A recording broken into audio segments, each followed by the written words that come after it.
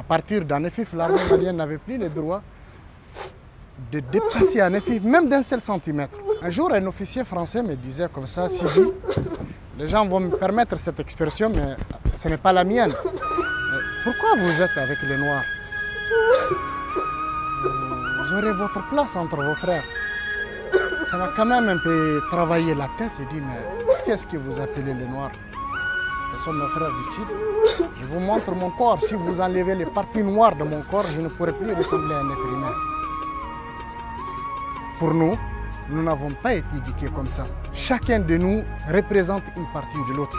Et je ne suis pas dans ce combat parce que les autres se sont engagés. Je suis un citoyen malien. Je n'ai jamais négocié ma nationalité. Ceux qui sont nés au Sud ne sont pas plus maliens que moi. Je ne me considère pas comme un malien de seconde zone. Donc il y avait déjà une envie d'essayer de convaincre les Touaregs, les Arabes, les Pils, qui étaient acquis pour la cause malienne, de les amener sur un terrain de revendication, de séparation d'un État fantôme, je ne sais qui sort d'où. Ça ne se cachait même pas.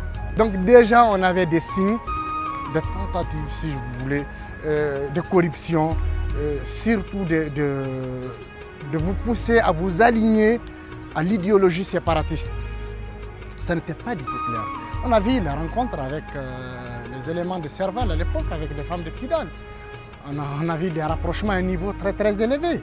Et au même moment où Serval combattait, ou soi-disant combattre le terrorisme, rencontrait d'autres chefs terroristes. Il y a Anguille Serroche. De là, il y a des éléments qui peuvent parler à quelqu'un, qui peut lire la situation du pays. Donc, malheureusement, l'armée malienne a été stoppée à Anefif.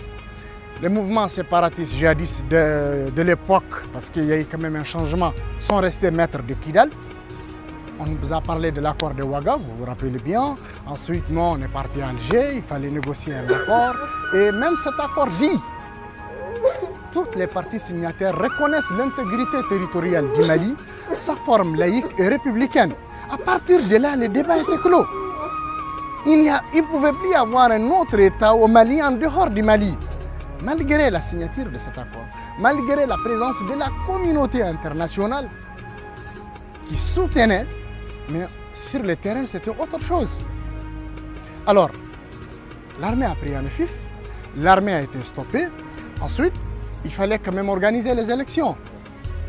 Et pour organiser les élections, il fallait faire venir l'armée. C'est pour les élections qu'une partie de nos forces stationnées à Anefif a réussi à faire mouvement sur Kidal. Et pour accueillir cette armée, je me rappelle bien, c'était au mois de juillet 2013, moi j'ai mobilisé les femmes et les jeunes de Kidal. Nous sommes sortis vers 16h pour dire « Aou Bismillah » à notre armée, parce que ça fait quand même des années. Et ce que les gens de l'époque de Serval ne comprenaient pas, ce n'est pas une armée étrangère qui venait sur un territoire. Non, c'était une armée nationale qui vient sur son territoire. Dans cette armée, moi j'avais mon petit frère, j'avais un oncle.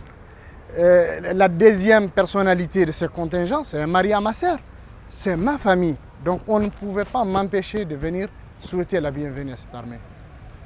2 heures après, ces femmes, ces jeunes ont été massacrés par les mouvements devant les yeux de la communauté internationale qui n'a pas branché un mot. Finalement, nous sommes rentrés au camp avec les militaires. Nous avons fait 28 jours. Et, sous le commandement, à l'époque, colonel Mamadi Camara, aujourd'hui qui est général, qu'on salue de passage, qui nous a beaucoup soutenus. Et l'armée a commencé à s'installer petit à petit. Et vous savez, la cohabitation entre l'armée malienne et les populations de Kidal ne date pas d'aujourd'hui. Je vais vous expliquer tout ce qui a été réalisé.